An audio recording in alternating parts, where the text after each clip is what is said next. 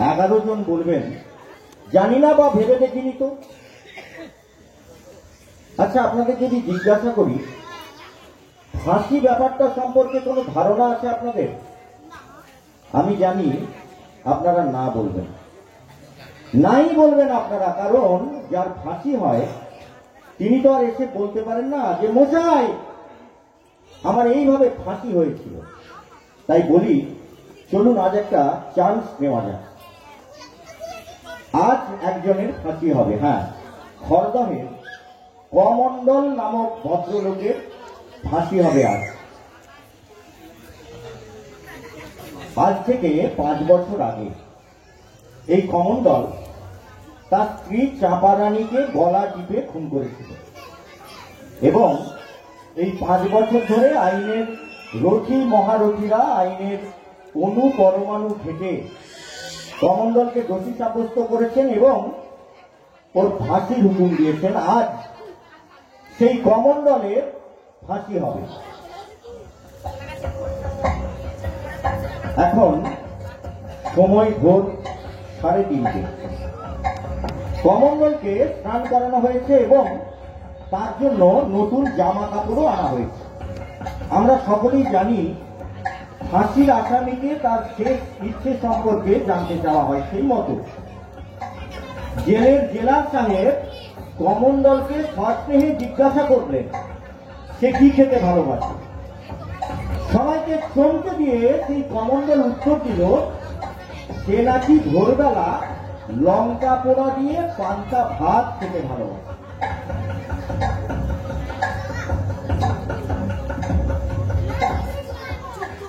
আরে মশাই, আমি কথাই ভাবলুম বেটা ছেলে সারা জীবন ভালো মন্দ খেতে পাইনি, এই নিশ্চয়ই সন্দেশ রসগোল্লা খেতে চাই।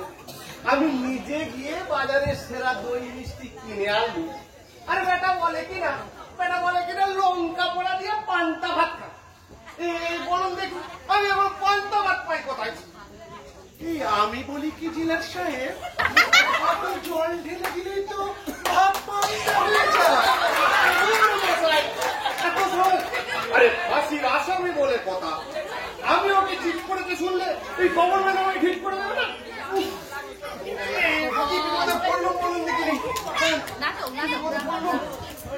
আমি বলছিলাম কি জেলার সাহেব, পান্তা ভাত কি ওকে খাওয়াতেই হবে? আপনি বলেন কি ডাক্তার সাহেব? ফাঁসির আসামির শেষ ইচ্ছা, আমি ওকে পান্তা ভাত না খাওয়ালে এই গভর্নমেন্ট আমার চাকরি খাবে। বেটা কি বিপদে ফেললে বলুন দেখে। এই 25 বছর সুনামের সঙ্গে চাকরি করে শেষে কিনা পান্তা ভাতের জন্য চাকরি যাবে? কি করি এখন? মনে পড়েছে। এই নবল, বলুন স্যার। এই একবার আমার কোয়ার্টারে যাও, এই গিয়ে মেম সাহেবকে জিজ্ঞাসা করো ওই কাল রাতে ছোট খোকা ন্যাকার করেছিল বলে ভাত খাইনি, এই সেই ভাতগুলো কি ফেলে দিয়েছে? আচ্ছা আরে যাচ্ছ কথা শোনো। হ্যাঁ স্যার, এই যদি বলে ফেলে দিয়েছি এই তাহলে পরিষ্কার মেম সাহেবকে বলে দিবে যে ওই ছেলে পুলেকে সঙ্গে করে নিয়ে বাপের বাড়ি চলে যেতে, দুদিন বাদে আমিও চাকরি খুঁজে সেখানে গিয়ে উঠবো। আচ্ছা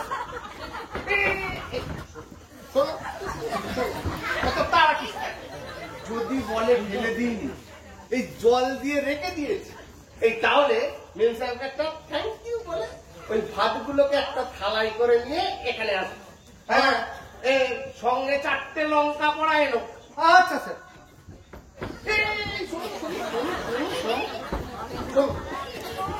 এই যাওয়ার সময় অফিস ঘরটা ঘুরে যাও, দেখবে ওখানে 1 ভাড়া দই আর কিছু মিষ্টি রাখা আছে, ওগুলো নিজে ওই মেম সাহেবকে দেবে, বললে ছোট পোকাকে খেতে দিতে বলে খেতে।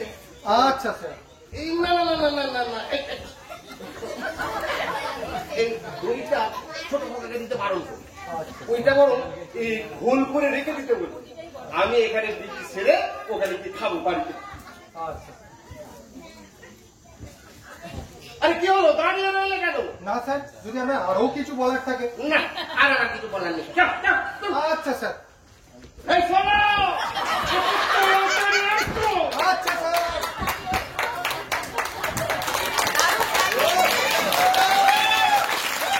যাই হোক, অনেক কষ্ট করে জেলার সাহেব কমণ্ডলের শেষ ইচ্ছে অনুযায়ী তাকে পান্তা ভাত খাওয়ালেন। তারপর সেই কমণ্ডল নামক আসামিটাকে নিয়ে আসা হলো ফাঁসির মঞ্চের কাছাকাছি একটা জায়গায়।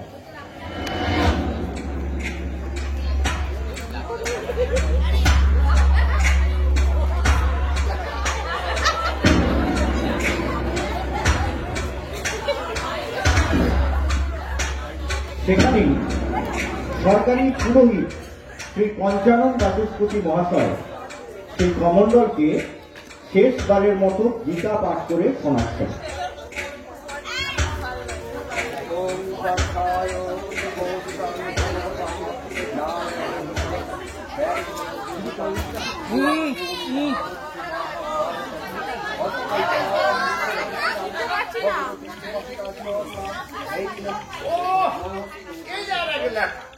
ঠিক 4:55 ঝোলাতে হবে। আর এদিকে এদিকে এই বাচস্পতি মশাই সেই থেকে কি অং বং চং করে যাচ্ছে কি জানে।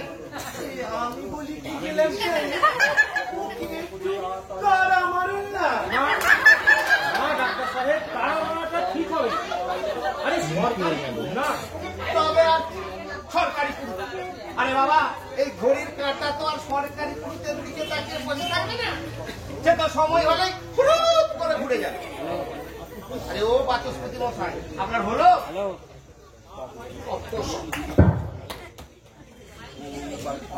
কমল কোথায় গেল? এই তোমরা সব রেডি তো? হ্যাঁ স্যার। এই হ্যাংম্যান এসেছে? হ্যাঁ স্যার। আরে সবই তো ঠিক আছে দেখছি। হ্যালো, সেদিকে এই বাচস্পতি মশাই এত দেরি করছেন কেন?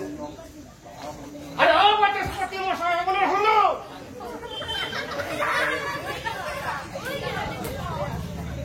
আপনি অত্যন্ত অর্গাছি। দেখছেন একটা মানুষ বড় করে চলে যাচ্ছে, তাকে কোথায় একটু ঠাকুরের নাম শোনাচ্ছি। আরে থামুন মশাই, ঠাকুরের নাম?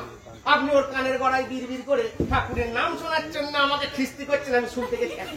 দেখুন, বেশি কথা না বলে কাজটা তাড়াতাড়ি করুন, সময় আর নেই। নিন। যাই হোক, অনেক কষ্ট করে বাচস্পতি মশাই তার মন্ত্র পড়া শেষ করলেন।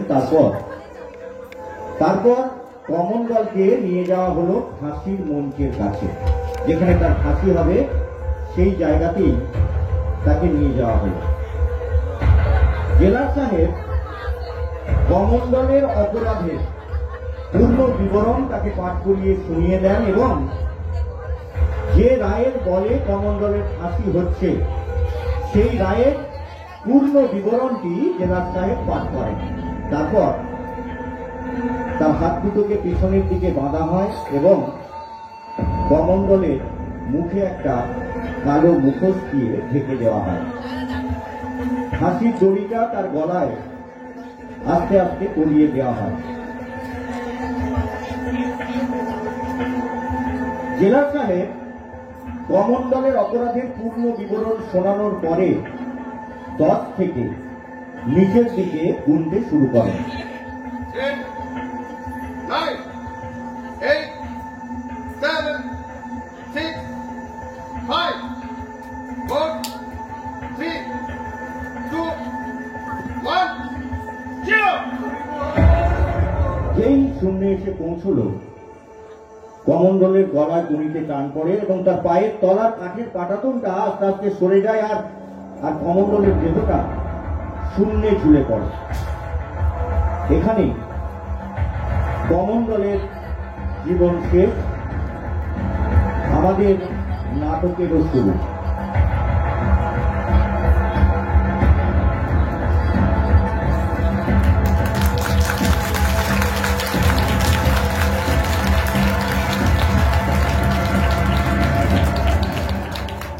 এবারের ক্লাবের এবারের নিবেদন বিমল বন্দ্যোপাধ্যায়ের রচিত একটি অবাস্তব গল্প।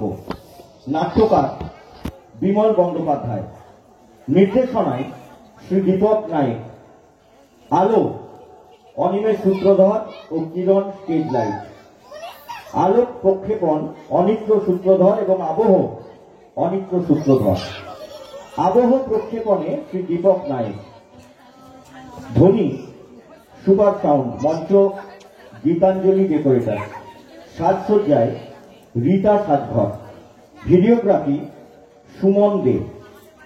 এই নাটকের অভিনয় যারা করছেন, ঘোষকের ভূমিকায় শুভ্রপ্রকাশ লাহা, জেলার সাহেব সোমনাথ লাহা, অহিম বাবু সমীর বাবু, কমল বাবু সঞ্জীব দাস, নকুল অনির্বাণ বসু, রাম সিং অভিষেক বিশ্বাস, বাচস্পতি মহাশয় প্রসেনজিৎ চক্রবর্তী, ডাক্তার সমীর মুখার্জি এবং কমণ্ডলের ভূমিকায় প্রসেনজিৎ নন্দী। আমাদের প্রথম নাটক ছিল মহাবিদ্যা, দ্বিতীয় নাটক লঙ্কা কাণ্ডপালা। এবারে আমাদের ক্লাবের তৃতীয় নিবেদন বিমল বন্দ্যোপাধ্যায় রচিত, দীপক নায়েক নির্দেশিত একটি অবাস্তব গল্প।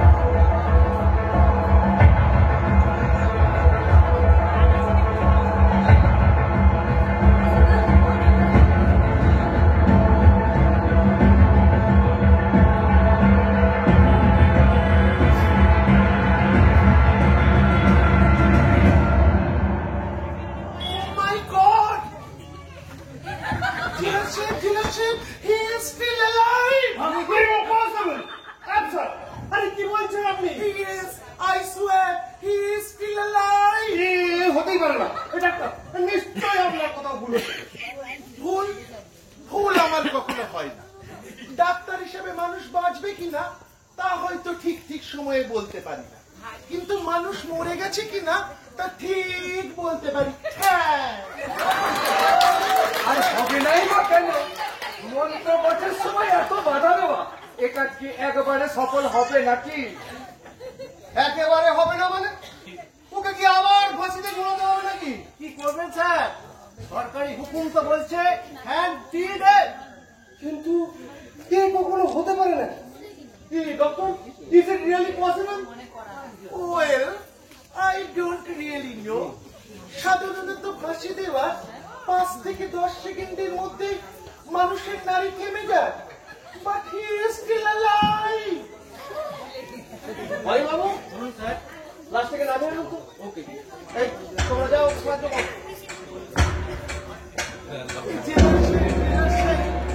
You can't burn it alive. He is still alive. He is still alive. আর সুস্থভাবে করতে পারেনি।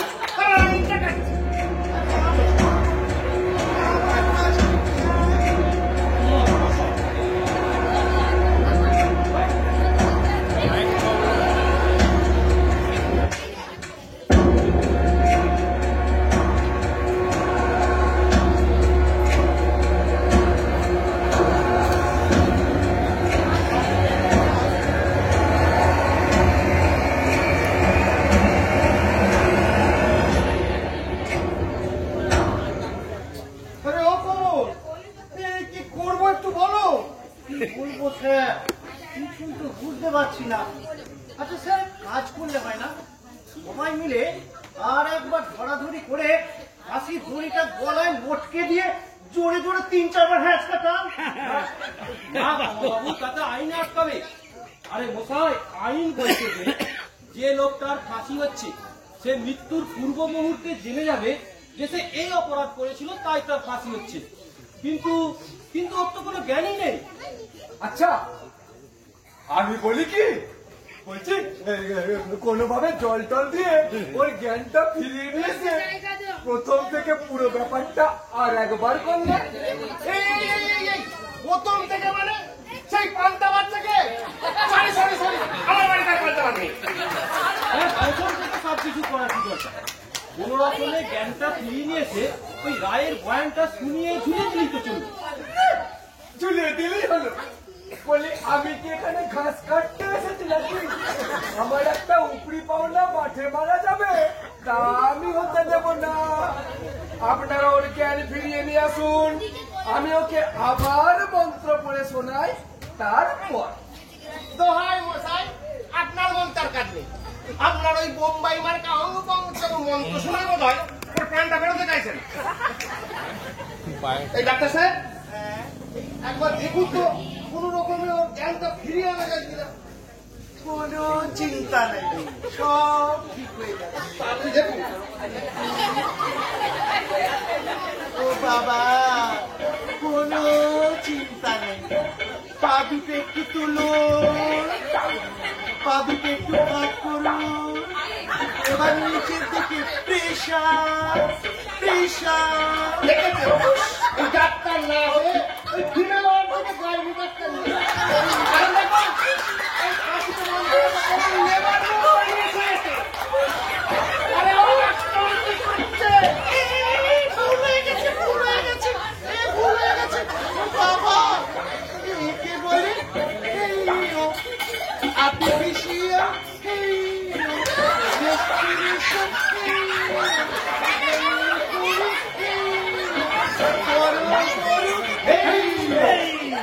হাতের রোগী,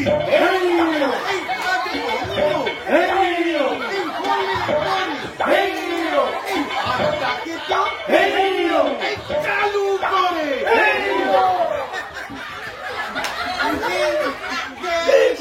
জ্ঞান এসে গেছে।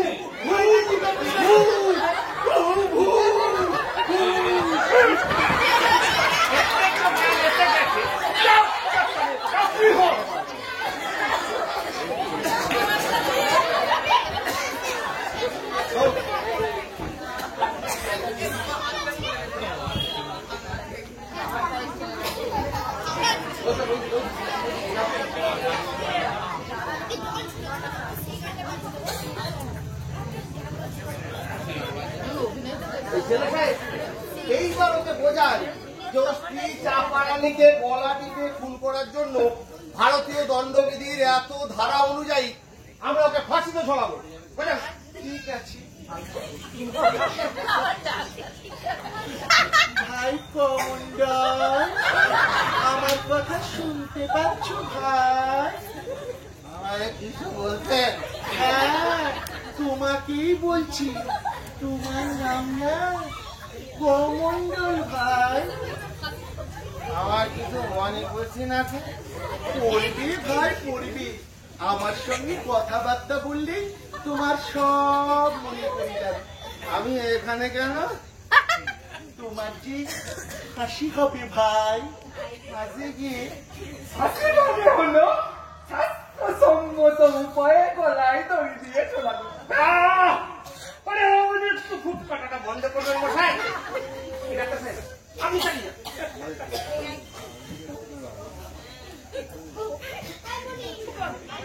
হাসি মানে হলো ভাই হ্যাং টিল ডেথ, মানে আমৃত্যু ঝোলানো। তোমাকে না আমরা ঝোলাবো। আমার এই সোলারে কি হবে? তুমি মরে যাবে। ওরা কি? বলা মানে বেঁচে না থাকা। ব্যাস, এই একটা জটিল অপারেশন হচ্ছে আর আপনি মাঝে মাঝে এরকম করে বাঁকা দিচ্ছে। তাহলে আপনি বলুন, আমি চলে যাই। হ্যাঁ, এই দেখুন মশাই, আর একটা কথা যদি বলেছেন না, খুব খারাপ হয়ে যাবে বলে দিচ্ছি। এই ডাক্তার সাহেব, আপনি চালিয়ে যান। অসভ্য কোথায়।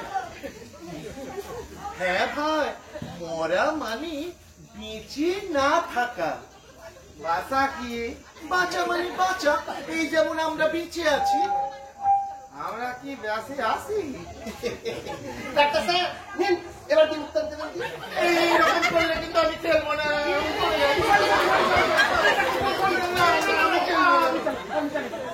সরি সরি, ওটা সেরকম করলে। হ্যাঁ, একটা জটিল অপারেশন।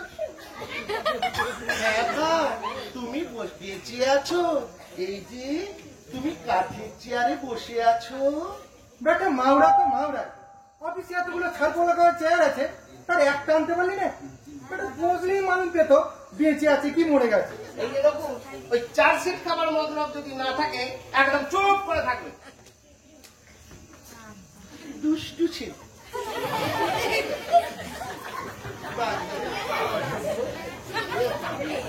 হ্যাঁ ভাই, তুমি বেঁচে আছো?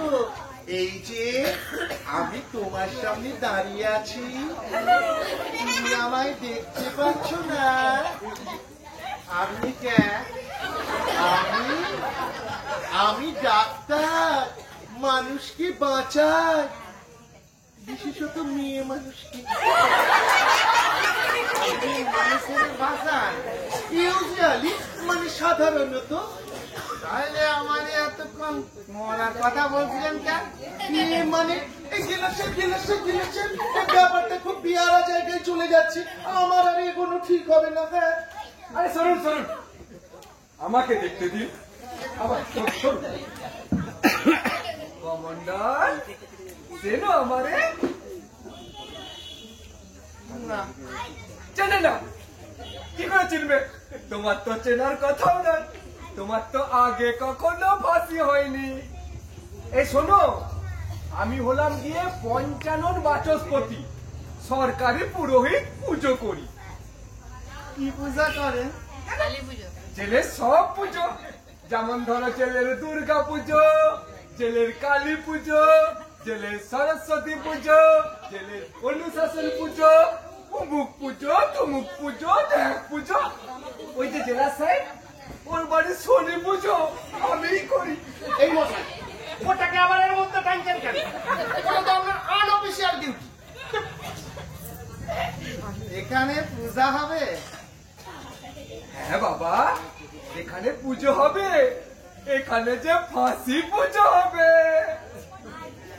এখানে তো কোনো ঠাকুর দেখতে পাচ্ছি না। আরে ঠাকুরকে কি চোখ চাইলে দেখা যায়? ঠাকুরকে তো উপলব্ধি করতে হয়। হরে কৃষ্ণ, কৃষ্ণ কৃষ্ণ হরে। কত সব বোমবাস্টিক কথাবার্তা।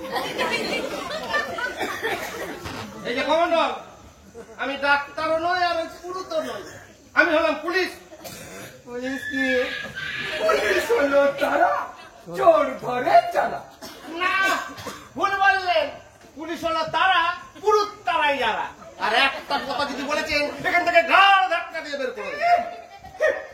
আর কি ঘাড় ধাক্কা দিয়ে বের করে দেবো। শুনুন, আমি সরকারি পুরোহিত, সরকারি কাজে এসেছি। এইখান থেকে আমাকে বের করে দেবার কোনো এখতিয়ার আপনার নেই। আর একটা কথা বলে দেখুন, এখতিয়ার আছে কিনা আমি এক্ষুনি বুঝিয়ে দেবো। এই যা বলছিলাম, কমান্ডার, তুমি তোমার স্ত্রী চাপারানীকে গলা টিপে খুন করেছো, তার জন্য তোমার ফাঁসি হবে। চাপারানীকে? আরে চাপারানী তোমার বউ, যাকে তুমি খুন করেছো, মনে পড়ছে না? না, মনে পড়ছে না? নাকি ইচ্ছা করে মনে করতে চাইছো না? না গো বাবুরা, আমার সব কিছু মনে পড়ছে না। ও সালা, তো আচ্ছা ঝামেলায় পড়লো। আরে কমল, কি করবো, একটু বুদ্ধি টুদ্ধি দাও। কি বলবো স্যার, কিছু তো বুঝতে পারছি না। স্যার, আমি বলছিলাম এভাবে হবে না। সেদিনকার ঘটনাটার একটা ভিভিড ডেসক্রিপশন যদি ওকে দেওয়া যায়। আচ্ছা, পারলে আপনি দিন। ঠিক আছে কমান্ডার, হরদহে তোমার বাড়ি ছিল। বাড়িতে তোমার অন্ধ বুড়ো বাপ, 2 ছেলে মেয়ে আর স্ত্রী চাপা। সেখানে একটা রোলিং মিলে তুমি কাজ করতে। মাইনে টাইনে তোমার ভালোই ছিল, কিন্তু তোমার অনেক বদ দোষও ছিল। তুমি প্রচন্ড নেশা করছিলে। আর তোমার বাড়িতে সুন্দরী স্ত্রী থাকা সত্ত্বেও তোমার খারাপ পাড়ায় যাতায়াত ছিল। যাই হোক, একদিন তোমাদের এই শ্রমিকদের অসন্তোষের কারণে তোমাদের কারখানার মালিক কারখানার গেটে তালা ঢুকিয়ে দিল। তোমার বাড়িতে অভাব দেখা দিল, তবু তোমাকে তোমার নেশার পয়সা জোগাড় করতেই হবে। তাই তুমি টাকার সন্ধানে কাবুলিওয়ালার কাছে গেলে। সে তোমাকে একটা টাকাও দিল না। তখন তোমার এক বন্ধু তোমাকে মদ খাওয়ালো। নেশায় ডং হয়ে তুমি বাড়ি ফিরলে। বাড়িতে ফিরেই তুমি অন্ধ বুড়ো বাপকে টাকার জন্য গালাগাল দিতে লাগলে। তোমার ছেলে মেয়েরা তখন বসে ভাত খাচ্ছিল, তুমি তাদের উপর রেগে গেলে। আমার মাল খাওয়ার পয়সা নেই, তোরা তোরা ভাত খাচ্ছিস? ওদের মারধর শুরু করতেই চাপা ছুটে এলো ওদের বাঁচাতে। তুমি তখন চাপাকে মদ খাওয়ার পয়সা চাইলে, চাপা দিতে না পারায় সামনে পড়ে থাকা একটা থালা তুলে নিলে বিক্রি করে মদ খাবে বলে চাপা বাধা দিতে এলে তুমি ওর গলাটা টিপে ধরলে। চাপা চাপা মরে গেল।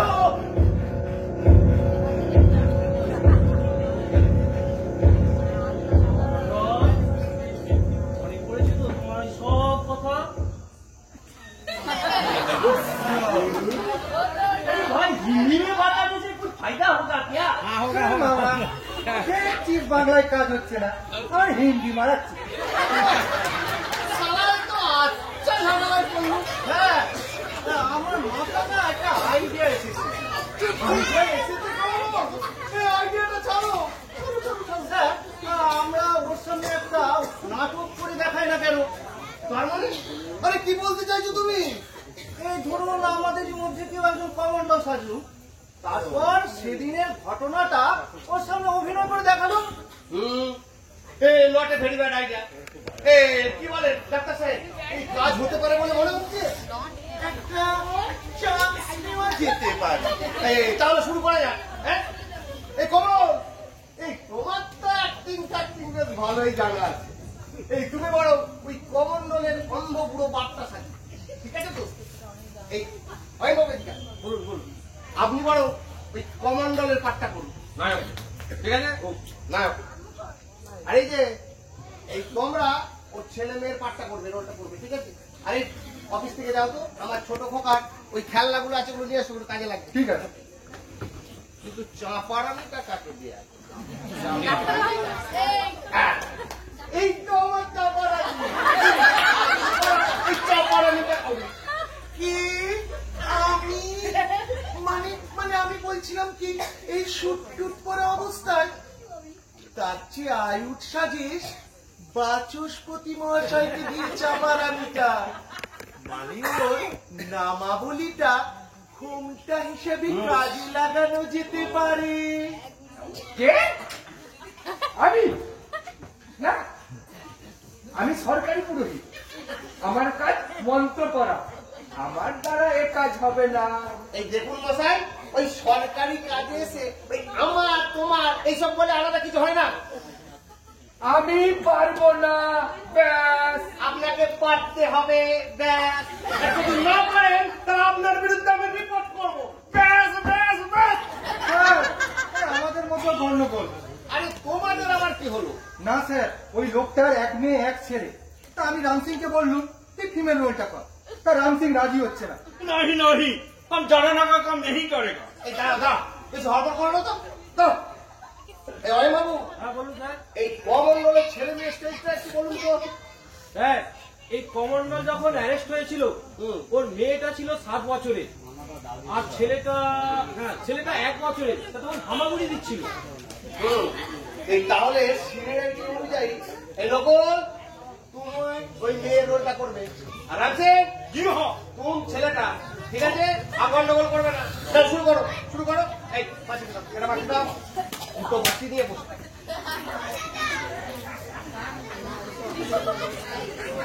এইবার জেলার সাহেবের কথা মতো কমন্ডলের বাবা সেজে কমল এক জায়গায় বসে অন্ধ বুড়ো বাপের মতো খক করে কাঁদতে থাকে। সব ঘটনাটা কিন্তু কমন্ডলকে মনে করানোর জন্য। তার দুই ছেলে মেয়ে সেজে নকুল এবং রাম সিং খেলা করতে থাকে, ঠিক যেভাবে তারা বাড়িতে খেলা করতো তার বাবার সামনে। আর তার স্ত্রী চাপারানি সেজে বাচস্পতি মশাই বাধ্য হয়ে নামাবলিটা ঘোমটার মতো মাথায় দিয়ে কাল্পনিক একটা উনুনের সামনে বসে রান্না করছিল, যাতে কমন্ডলের সবকিছু মনে পড়ে যায় ওগুলো দেখলে। আর অহিন বাবু নিজে কমন্ডল সেজে যে কারখানায় কাজ করতো না কমন্ডল, সেই কারখানার এক কোণ থেকে আসতে থাকে। ওই বাবু, ওই কারখানার গেট থেকে আসবেন, হ্যাঁ? আর আমি ইউনিয়নের লিডার হচ্ছি, আমি বক্তৃতা করছি, তারপর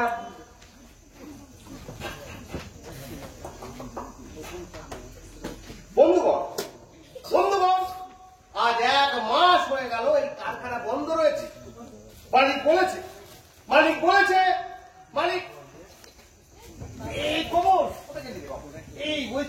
কি বলেছে একটু বলো। মালিকেরা যা বলে থাকে তাই বলেছে। হ্যাঁ, এই কমল বলছে মালিকেরা যা বলে থাকে তাই বলে। এই কারখানা থাক আর নাই থাক, এই কারখানা আমরা খোলাবই। আমাদের ভেঙে বললে চলবে না বলুন, আমাদের সোজা হয়ে দাঁড়াতে হবে ওই তাল গাছের মতো। রবীন্দ্রনাথ ছোট বাবার বইয়ের এক জায়গায় বলেছে, তাল গাছ এক পায়ে দাঁড়িয়ে সব গাছ ছাড়িয়ে বন্ধুবান উকি মারে আকাশে। আমাদের সে ওই তাল গাছের মতো হতে হবে, আমাদেরও ওই মালিকের বাড়িতে উকি মারতে হবে। আমরা সবাই এক হও, বলো বন্দে মাতরম, বন্দে মাতরম, দুনিয়ার মতো এক হও। আরে ধুর, এই বাবুদের এই বক্তিমে শুনে শুনে কানটা একেবারে পচে গেল। যাক, অনেকক্ষণ হলো, একটু নেশা করতে ইচ্ছা করছে, কিন্তু কিন্তু পাই কোথায়? পকেটে তো একটাও পয়সা নাই। আরে আরে ওই যে রহমত কাকা বুলিওয়ালা আসছে, যাক ওকে ধর। ও ভাই রহমত ভাই, কি খবর মন্ডল বাবু, কেমন আছে? ভালো নাই ভাই, একদম ভালো নাই। আজ 1 মাস হয়ে গেল কারখানার গেটে তালা, তাই তো আপনার কাছে এসেছি। তা আমার কাছে কেন আসিয়াছো? আমি তো তোমাদের কারখানার মালিক নেহি আছি। তা না, মানে বলছিলাম যদি কটা টাকা আমায় ধার দেন। টাকা ধার দিব তোমাকে? টাকা ধার লইলে তুমি শোধ দিবে কি করিয়া? আরে কারখানা খুললে সব শোধ করে দেবো। তোমার কারখানা আর খুলবি না? খুলবে খুলবে, আজ না হয় কাল, আরে একদিন তো একদিন খুলবে। যবে খুলিবে তবে দিবে, যত চাইবে তত দিবে, এখন 1 পয়সাও দিবে না। জয় হিন্দ, হিন্দ জয় হিন্দ। ডাক্তার সাহেব, আরে দিলেন তো সব মার্ডার করে। আরে যে কাবলে টাকা ধার দেয় সে কখনো হিং বেচে না। বেচে না বুঝি? না, আমার তো ধারণা ছিল। আরে হ্যাঁ হ্যাঁ, বেচে। এই, যা জানেন না তাই নিয়ে ফটফট করবেন না তো। আপনি আবার চেয়ে বেশি জানেন মশাই, আমি নিজে। ফের বাজে কথা বলছেন। আপনি নিজের চোখে দেখেছেন যে কাবলে টাকা ধার দেয় সে হিং বেচে? না, একদম না। শুনুন, শুধু দেখিনি, আমি নিজে নিয়েছি আমার এই ষষ্ঠ পুত্রের অন্নপ্রাশনের সময়। স্যার, এটা খুব মাইনর পয়েন্ট, এটা নিয়ে সময় নষ্ট না করলেও চলবে। ঠিকই বলুন। এই জয়বাবু, হ্যাঁ বলুন সাহেব। বলছি এই ব্যাপারটা আর একটু রিয়েলিস্টিক করুন। কত সফিস্টিকেটেড কথাবার্তা এই মন্ডলের ক্লাসের লোকেদের মুখে মানায় না। এই 2-4টে খিস্তি খিস্তি করুন। এ পারবো না স্যার। আরে কি পারবেন না? হ্যাঁ, ওই খিস্তি উচ্চারণ করতে আমি পারবো না। হ্যাঁ, দিব্যি দেওয়া আছে। তার মানে কিসের দিব্যি? স্যার, এই চাকরিতে যোগদান করার পর এই প্রথম প্রথম মুখটা খুব খারাপ হয়ে গেছিল। যখন তখন এই মুখ দিয়ে কাঁচা কাঁচা খিস্তি বেরিয়ে যেত। হ্যাঁ, ওই প্রথমবার যখন শ্বশুর বাড়ি গেলাম তখন ওই শ্বশুর মশাইয়ের সাথে কথা বলতে বলতেও 2-4টে মুখ দিয়ে কাঁচা খিস্তি বেরিয়ে গিয়েছিল।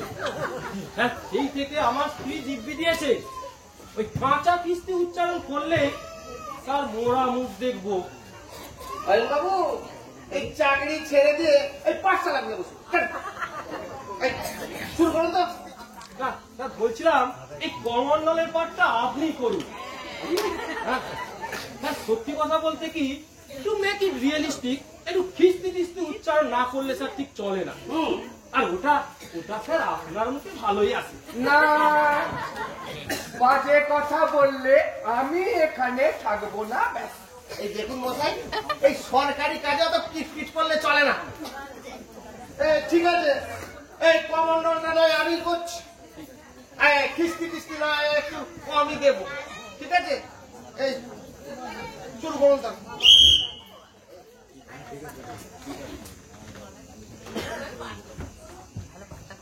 ননি ছি ছি ছি রে ননি ছি।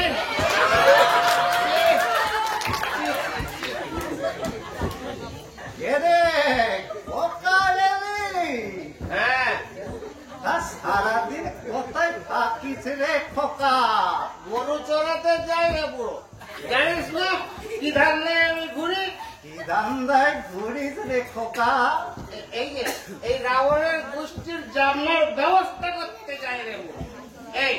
এই তোমার কাছে যে লুকোনো টাকা আছে সেটা আমায় দাও। টাকা টাকা আমি কোথায় পাবো রে খোকা? কোথায় পাবে তো আমি কি জানি?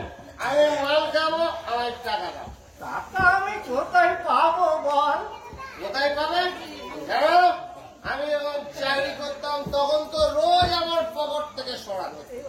সেই টাকাগুলো কোথায় গেল? হ্যাঁ, টাকা চিত্র একদিনে দেখেছিলি রে খোকা, তাও নিতে পারিনি।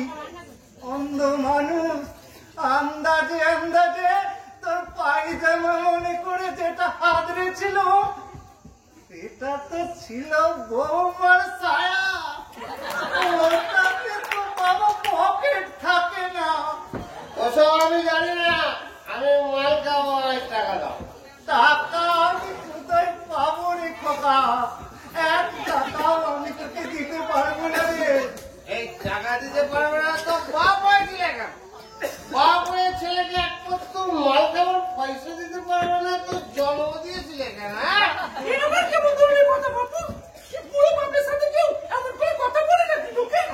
এই মেয়ে ছেলে না, এখানে মেয়ে ছেলে মা এই মাকে কিছু পারবে বাবা চাল এনেছো? না, চাল পাইনি। আটা এনেছো? না, আটাও পাইনি। तब हम लोग क्या खाएगा? ওরে ঘটে যদি একটু বুদ্ধি থাকে। ওর মেয়েটা হলো বাঙালি আর ছেলেটা হিন্দুস্তানি। কথাও নেই বলেগা।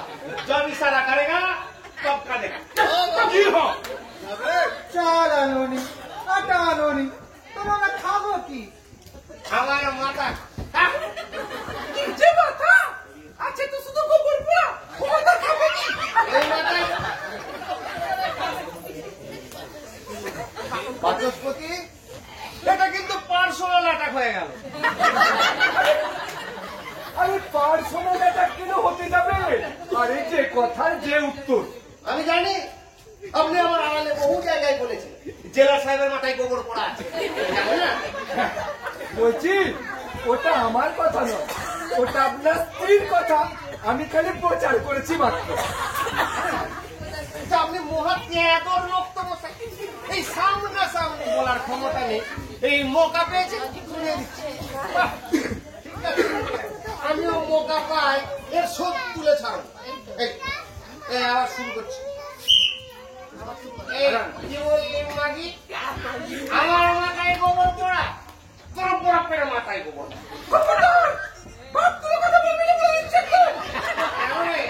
তোর বাপ কি খুব ভারী রে? চিনতে পারবো না? বেশ, মাগে কি করবে হবে? মাগে মার, মার। বাবা মা তোমরা ঝগড়া করো না। ও খোকা, ও বউ, তোদের কি হলো রে? এই বুড়ো, তুই চুপ করবি? তোর সব কথাই কাশি রে। মিসের কথা শুনে না, বুড়ো বাপ তাকে বলে চুপ করে বসে থাক। এই মাগি, তুই চুপ করবি? চুপ করবে কেন? মারতে পারবে না, ওই কি মারবার বসাই। কবে রে মাগি? Hello hello hello hello hello হেরে গলায় বাচ্চার কান্না করলে এই একটি মুখ থাকে।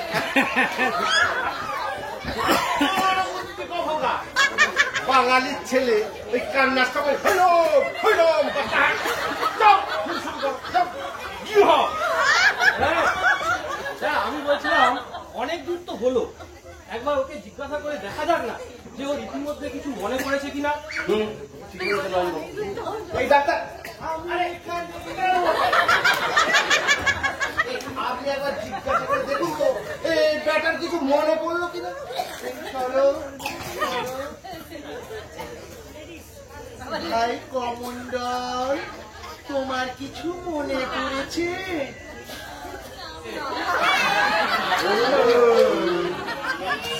সরি জেলার সাহেব। আরে থামলেন কেন?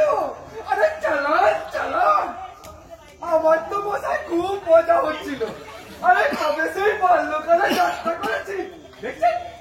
প্রতিভা প্রতিভা এখনো মরেনি মশাই। আরে আপনার কি মশাই, বেতন খাচ্ছে তো আমার। কত বানিয়ে বানিয়ে ডায়লগ বলতেছি জানেন? আরে বানিয়ে বানিয়ে কেন ডায়লগ বলতে হবে? এই সব ডায়লগ তো প্রত্যেকের মুখস্থ থাকা উচিত, কেননা বাড়িতে তো প্রত্যেকেরই তো পত্নী আছে। না, আমার বাড়িতে আমার পত্নী থাকলেও তার সঙ্গে আমার কোনোদিনও ঝগড়া হয় না। তিনি আমাকে যথেষ্ট স্নেহ করে। বাবু, আপনি হাসলেন না? স্যার বলছিলাম এই স্নেহ কথাটা এখানে কি ঠিক প্রযোজ্য? স্যার ওটা তো বড়দের ক্ষেত্রেই প্রযোজ্য হয়। আরে জানি জানি, কিন্তু আপনি বোধহয় জানেন না আপনার বৌদি আমার থেকে 3 বছরের বড়। শুরু করুন তো।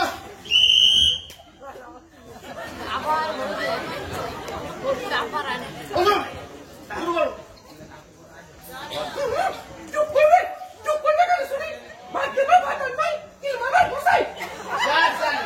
যেখানে ভালো ভালো খেতে পাবি সেখানেই যা।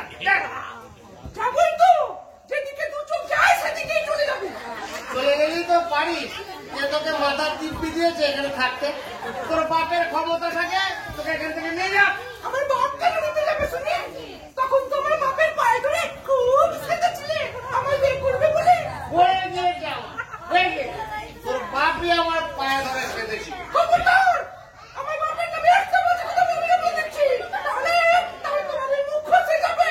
তোমার মুখে মুক্কা হবে, মুক্কা। এরপরে আর নামে থাকা যাবে না। কি বলে?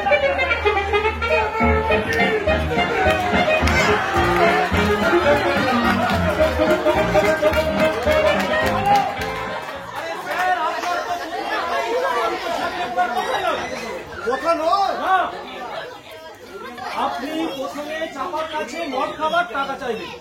ও হ্যাঁ, চাপা দেবে না, তখন আপনি চাপার কাছে থালা বাসন চাইবেন বেচে মদ খাওয়ার জন্য। ছেলে মেয়েরা কাঁদবে তখন সেটাও চাপা দেবে না। তখন আপনি চাপার উপর ঝাঁপিয়ে পড়ে ওর গলাটা টিপে ধরবেন। ওরে বাবা, তার মানে এখন অনেক কাণ্ড বাকি। তাহলে জেলা স্যার অত তাড়াতাড়ি আমার উপরে বাঘের মতো ঝাঁপিয়ে পড়বেন না, বড্ড ব্যথা লাগে, বয়স হয়েছে তো। আমার পক্ষে আমার বড় সম্ভব। ওই একদিনের সময় কখন কি মুড চলে আসবে তার আগে থেকে আমি করে জানবো। এই ছেলেমেয়েরা, এই আমি ইশারা করলে ওই খিদে পেয়েছে বলে কাঁদবে, ঠিক আছে? এই বালিশ পুজো শুরু করুন।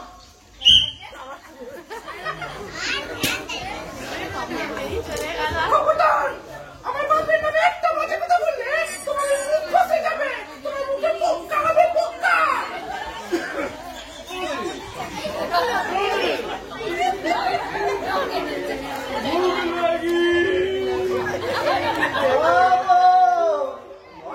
কিছু নেই নাকি গো, ছেলে মেয়েদেরকে কিছু খেতে দাও না। একটা কিছু খাবার নেই, এমন বাপ ছেলে মেয়েদের জন্ম দিয়েছে আর খেতে উঠতে পারে না।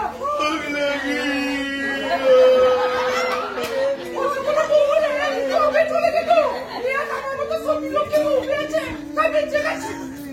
সতী, তুই আর সতীগিরি ফলাসনি। তুই যদি সতী হতিস তাহলে তোর এই ছোট ছেলেটা কেন মেরো ভাষায় কথা বলে? তোকে এই যে টাকা আছে ওটা আমায় দে, মাল খাবো। পয়সা নেই আমার কাছে। তাহলে ওই থালাটা দে, ওই থালাটা বেচে আমি মাল খাবো। এই থালা আমার বিয়ের দামের থালা, এই থালা একদম হাত দেবে না বলে দিচ্ছি। 10 সালা দানের থালা।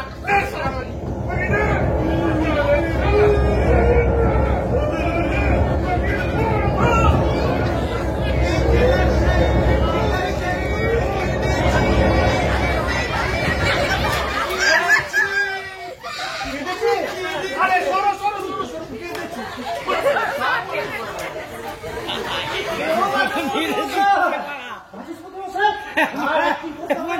মেরে দিচ্ছে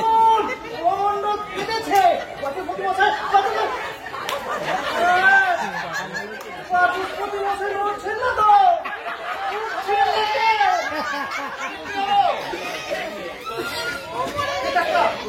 একবার দেখুন তো কি হলো। দেখি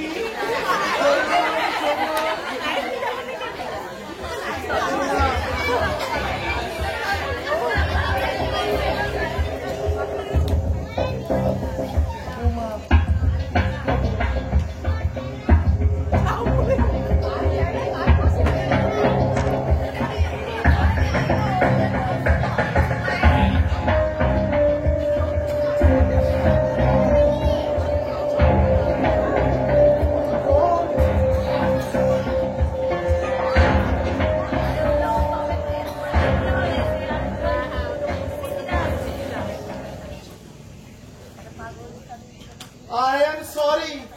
He is dead. Impossible. Impossible. Vachaspati Vachaspati বাপ আমার ভাই বাচস্পতি একবার চুপ করে তাকান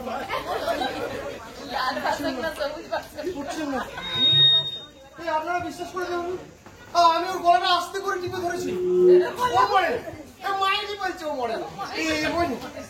ডাক্তার আর একবার দেখুন না আপনার সেই হেইনমারণটা আর একবার করুন না প্লিজ।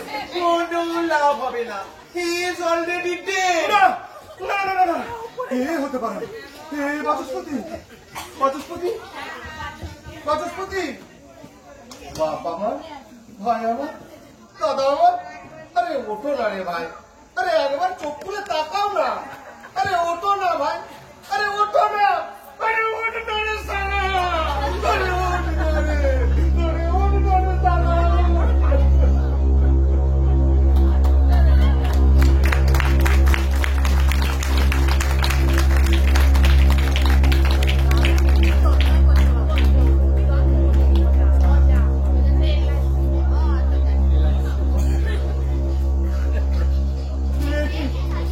আপনারা সব অমন করে আমার দিকে তাকিয়ে আছেন কেন?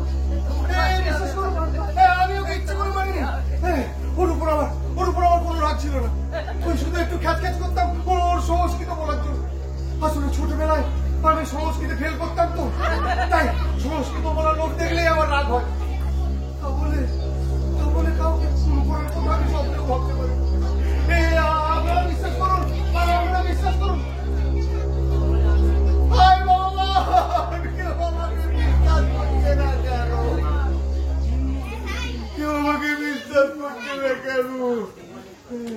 বাবু ঘটনাটা আমাদের হেডকোয়ার্টারে জানানো উচিত। Doctor, what is your opinion?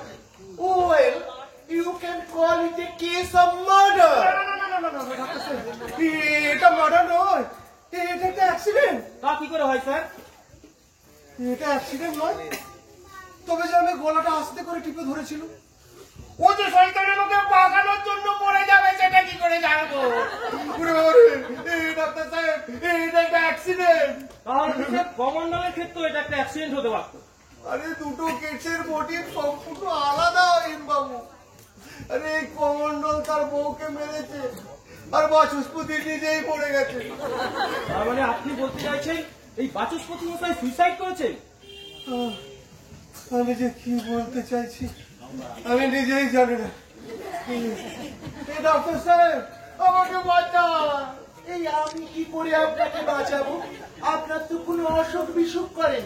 আর তাছাড়া আমি তো গায়কি ডাক্তার। আমাকে বাঁচাবে কে? ভগবান কে আমাকে বাঁচাবে? তুমি এই পাড়ায় আমার তো বাঁচাতে। তুমি তো দেখেছো শুধুমাত্র তোমাকে বোঝানোর জন্যই আমি ওর গলা টিপে ধরেছিলাম। আমি ওকে ইচ্ছে করে মারিনি।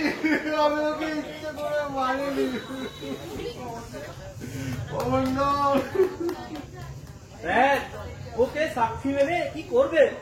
আরে একটু পরেই তো ওর সব কথা মনে পড়ে যাবে, আর তারপরেই তো ওকে আমরা ফাঁসি কাটে ঝোলাবো। তাই তো ভগবান ওর যেন কিছু মনে না পড়ে। এই কমান্ডার তুমি সব ভুলে যাও। তুমি কমান্ডার নও। এই চাপা তোমার কেউ নয়।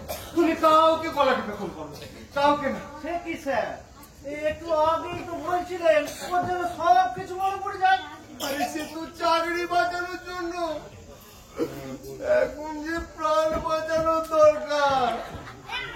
স্যার, কোনো উপায় নেই, ঘটনাটা আমাদের হেডকোয়ার্টারে জানাতেই হবে। এই কমল বাবু, হেডকোয়ার্টারে একটা ফোন করুন তো। এখনই ফোন করো না, আমি তোমাকে খুব ভালোবাসি, খুব ভালোবাসি, এখনই ফোন করো না।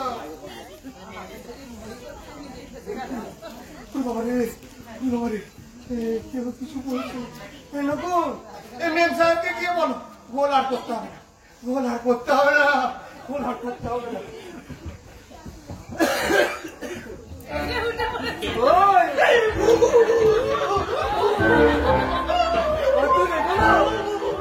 বাচস্পতি মশাই,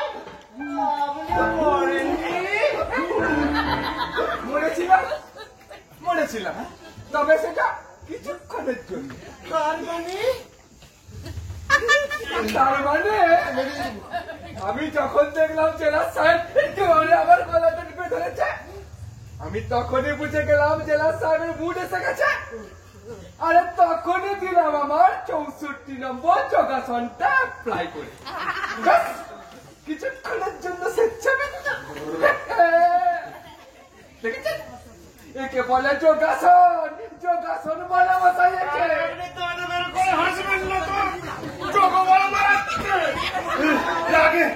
আমার শরীর চলে যাচ্ছে, ইচ্ছে করছে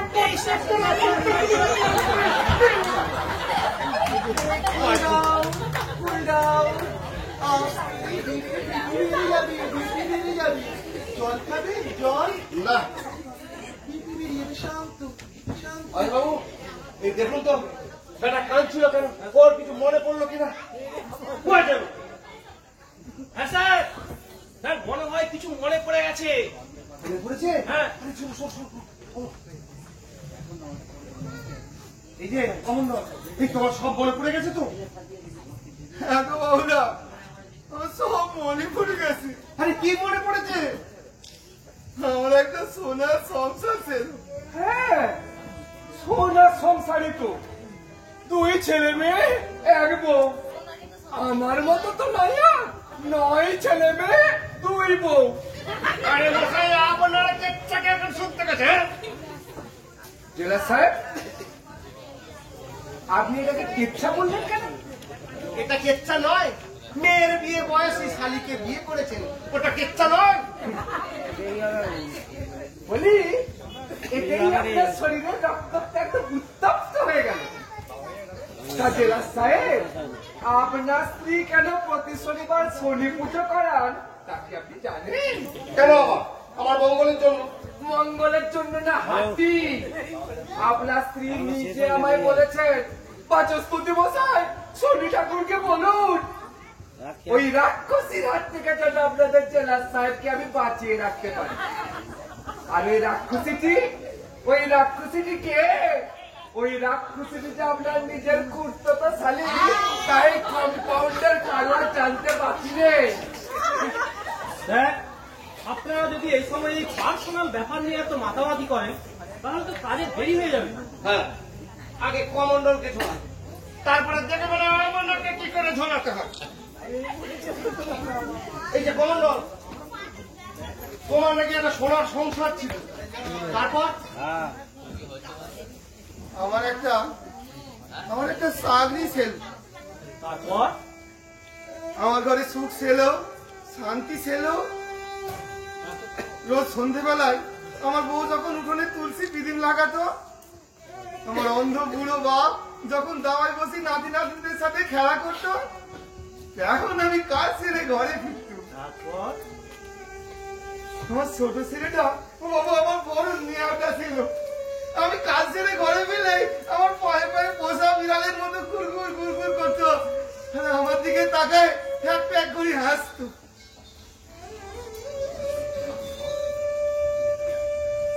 তারপর একদিন হঠাৎ কারখানায় যাই, দেখি কারখানার গেটে বিরাট বড় তালা ঝুলতেছে।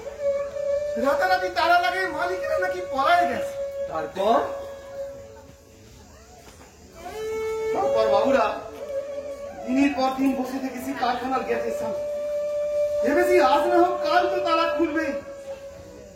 আমাদের এতগুলোর মানুষের পেটের ভাত কেড়ে নিয়ে মালিকেরা নিশ্চয়ই পলায় যাবেন, এনারাও তো মানুষ। আস্তে আস্তে কারখানার লোহার গেটে মসজিদ ধরে গেল বাবুরা। কারখানার ভেতরে সাজানো বাগানটা জঙ্গল হয়ে গেল বাবুরা। আমাদের পেটে টান পড়তে গেল। জমানো টাকা যে কটা ছিল এক এক করে সব শেষ হয়ে গেল। বাড়ির ঘটি মাটি সব এক এক করে বেচতে শুরু করলাম।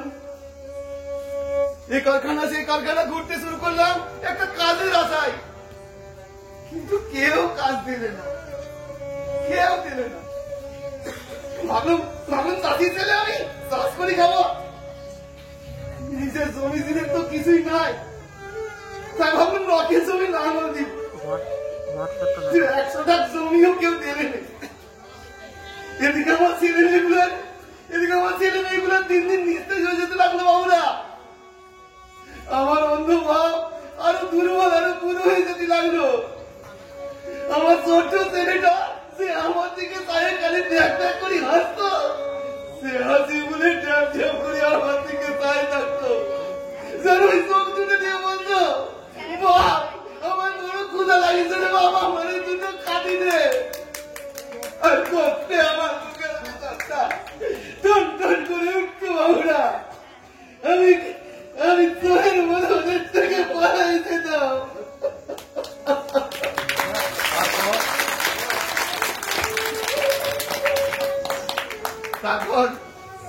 তারপর একদিন অনেক রাতে চোরের মতো বাড়ি ফিরেছি। ভেবেছি ছেলে মেয়েগুলো নিশ্চয়ই ঘুমায় পড়ছে। ঘরে ঢুকে দেখি ছেলে মেয়েগুলো বসে বসে ভাত খাচ্ছে।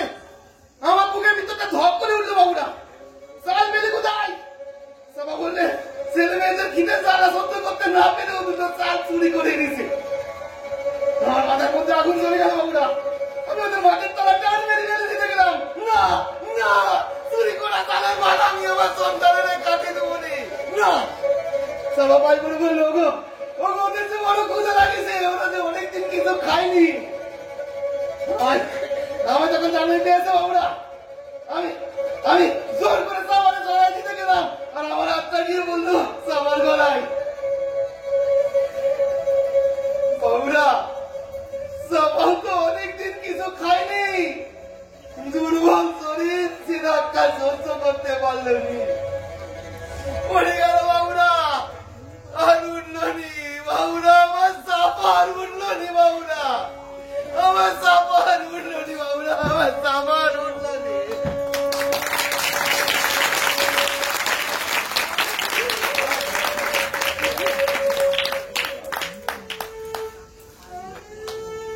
বাবুরা তোমরা আমায় ফাঁসি দাও, আমার হাত বাঁধতে হবে নি, আমার চোখ বাঁধতে হবে নি, আমাকে ফাঁসি কাদের কাছে, আমি নিজে ফাঁসি তৈরি গলায় পড়ি দিব বাবুরা। বাবুরা তোমরা আমায় ফাঁসি দাও বাবুরা। বাবুরা আমি সাবার কাছে চলে যাই, সাবারে গিয়ে বলি, সাবারে আমি তোরে মারিনি, তবুরা আমায় ফাঁসি দেছে। আর যারা সত্যি করে তোরে মেরেছে তাদের তো কেউ চেনেনি, তাই তাদের ফাঁসিও কোনদিন হবেনি, কোনদিন হবেনি।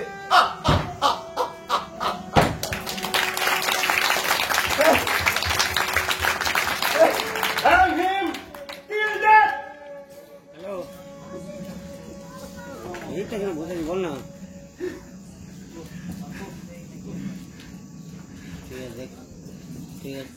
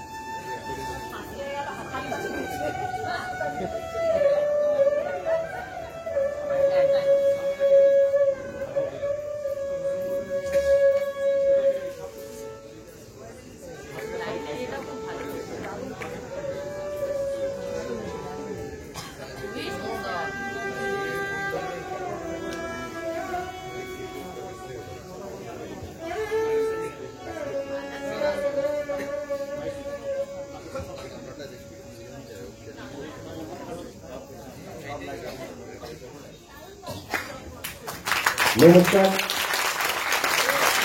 আজকের নাটক একটি অবাস্তব গল্প এখানেই শেষ হলো। স্টেজে লাইট দেওয়ার জন্য অনুরোধ করছি এবং কলাকুশলী যারা আছেন প্রত্যেককেই দাঁড়ানোর জন্য অনুরোধ করবো, পেছনের দিকে একটু দাঁড়িয়ে যাওয়ার জন্য।